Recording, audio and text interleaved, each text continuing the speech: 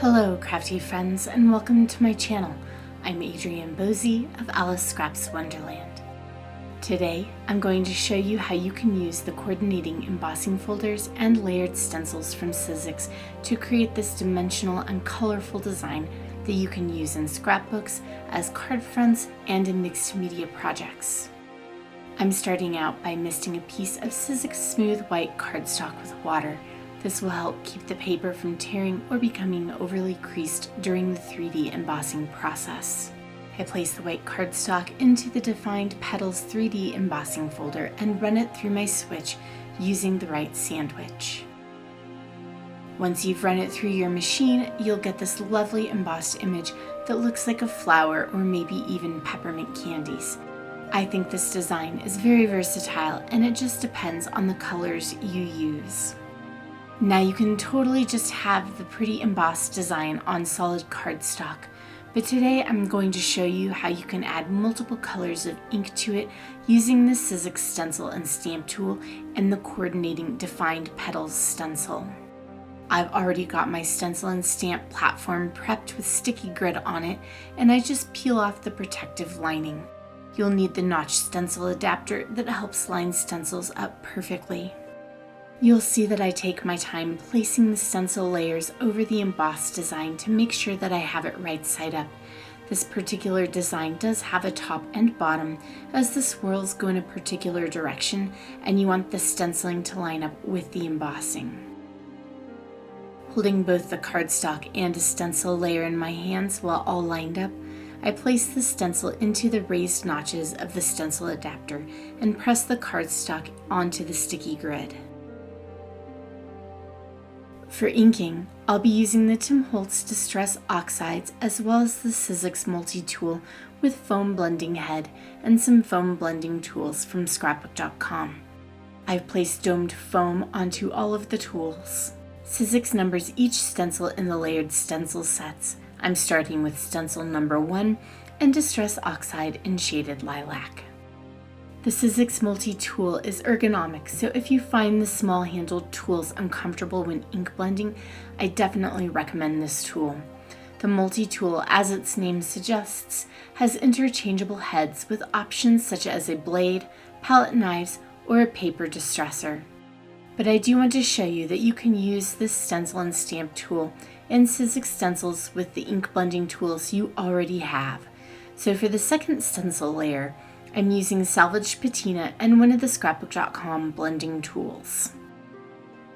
As you watch me add more layers of color to this embossed design, let's talk a bit about the Sizzix Stencil and Stamp Tool and why I love it. I've used several different brands of stamping platforms, and this one is by far my favorite. First, this platform isn't just for stamping, but stenciling too. The notch stencil adapter makes it so easy to line up each stencil layer, as you've seen me do already in this video. But you don't have to use just Sizzix stencils to get this amazing benefit. Sizzix sells a universal stencil adapter that you can use to turn any layered stencil into one that lines up simply and easily. Second, this platform has no lip on the base. This means you can place even a 12 by 12 piece of cardstock in the stencil and stamp platform at any angle without worrying about creasing your paper in a weird way. Plus, the sticky grid holds your cardstock in place, helping you line up things perfectly, then releases it easily when you are done. Finally, Sizzix is releasing a new tool soon that you'll be able to use with the stencil and stamp platform that will really expand its creative capabilities even more. If you saw any of their posts from Creative World in Frankfurt earlier this month, you may have gotten a little sneak peek. Now back to the project. I'm going to be turning the background into a mixed media panel. I've taken my Sizzix multimedia mat out so I can clean my mess easily. I've also trimmed down my background to get any white halo off the edge, and I switched out my multi-tool to the paper distressor. To distress the edges of your cardstock or paper, simply rub the exposed blade back and forth along the edge of the paper.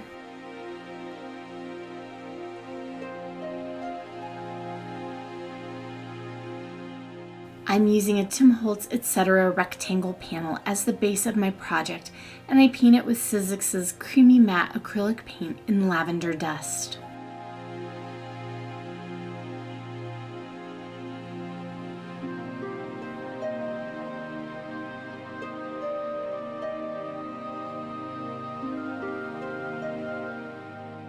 I place some of the white acrylic paint in one of the wells of the mixed media mat and add water to it.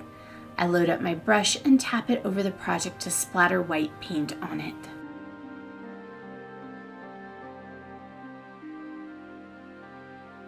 I die cut some butterflies and flowers from some Sizzix cardstock that matches the distress oxides I used. The dies I used were the Tim Holtz Vault Wildflowers and the Sizzix patterned butterflies. I pull out my multi-tool again, but this time I'm using the intricate set. The rubber tip on this tool helps you pick up and place teeny tiny die cuts easily, which is great for these layered butterflies.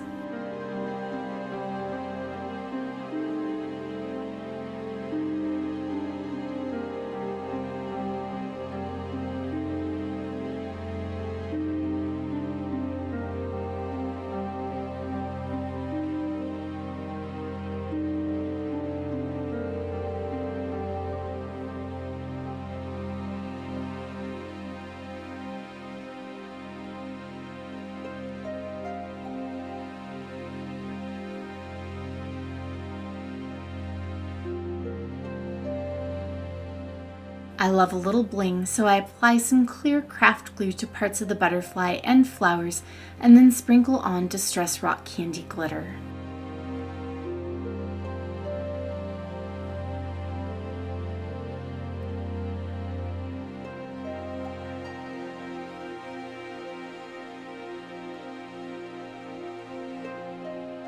Now it's time to assemble this project and then add finishing touches. I used 2-inch wide, 2mm thick foam adhesive to pop the embossed and stenciled background design onto the painted base of the project.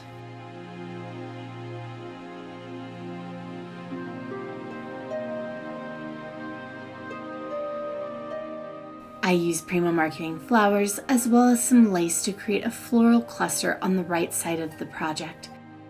My favorite adhesive with some work time is Finnabare's Heavy Body Gel. It's thick so it grips your embellishments, but it has a longer dry time so you can adjust your elements or tuck in other things as you work. I use one of the palette knives on the multi-tool to apply the Heavy Body Gel. I add a few flowers to the project, then tuck in some of the wildflower die cuts. I tear some of the long stems off the die cuts as needed.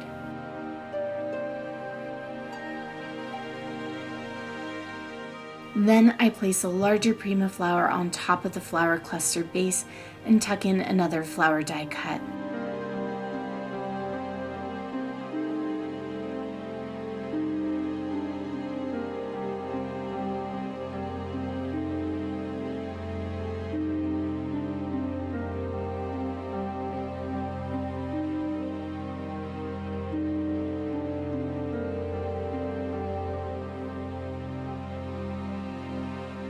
I also add a small flower and some more lace right on top.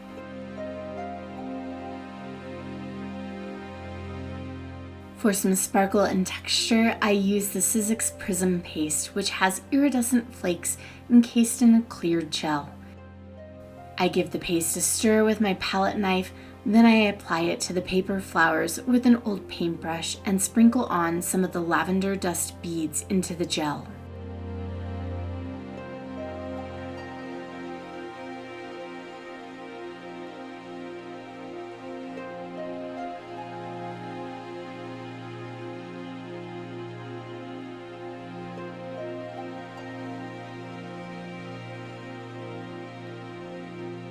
I add some pink fresh jewels to the center of each flower of the embossed and stenciled design. Then I pop some onto the paper flowers and die cuts as well as the butterfly die cut.